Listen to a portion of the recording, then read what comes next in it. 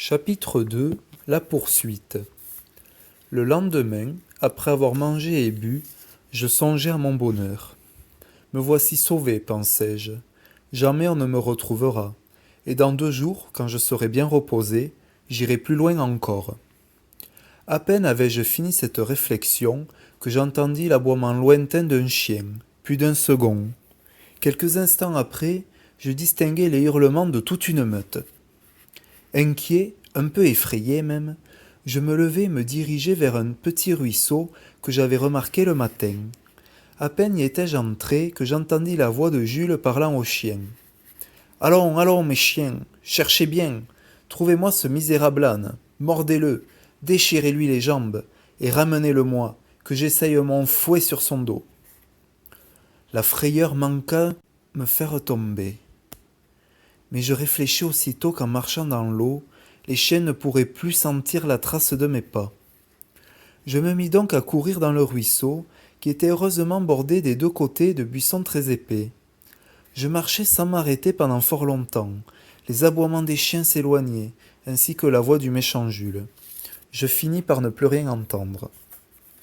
Haletant, épuisé, je m'arrêtai un instant pour boire. Je mangeai quelques feuilles de buisson. Mes jambes étaient raides de froid, mais je n'osais pas sortir de l'eau.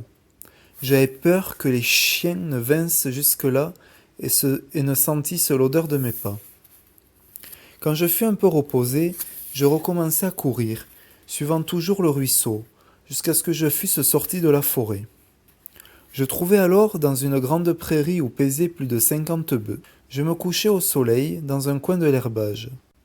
Les bœufs ne faisaient aucune attention à moi, de sorte que je pus manger et me reposer à mon aise. Vers le soir, 2 hommes entrèrent dans la prairie. « Frère, dit le plus grand des 2, si nous rentrions les bœufs cette nuit, on dit qu'il y a des loups dans le bois. »« Des loups ? Qu'est-ce qui t'a dit cette bêtise ?»« Les gens de l'Aigle. On raconte que l'âne de la ferme des Haies a été emporté et dévoré dans la forêt. »« Bah, laisse donc. Ils sont si méchants, les gens de cette ferme, qu'ils auront fait mourir leur âne à force de coups. » « Et pourquoi donc qu'ils diraient que le loup l'a mangé ? Pour qu'on ne sache pas qu'ils l'ont tué.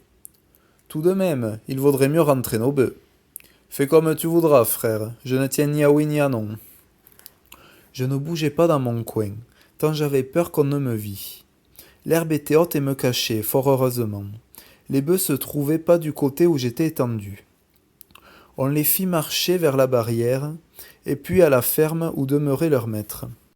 Je n'avais pas peur des loups, parce que l'âne dont on me parlait, c'était moi-même. Et je n'avais pas vu la queue d'un loup dans la forêt où j'avais passé la nuit. Je dormis donc à merveille, et je finissais mon déjeuner quand les bœufs rentrèrent dans la prairie.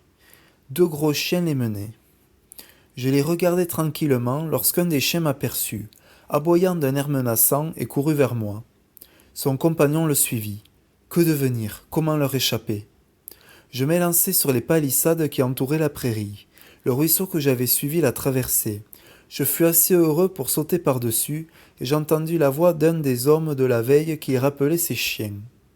Je continuai mon chemin tout doucement, et je marchai jusqu'à une autre forêt, dont j'ignore le nom. Je devais être à plus de 10 lieues de la ferme des Haies. J'étais donc sauvé. Personne ne me connaissait, et je pouvais me montrer sans craindre d'être ramené chez mes anciens maîtres.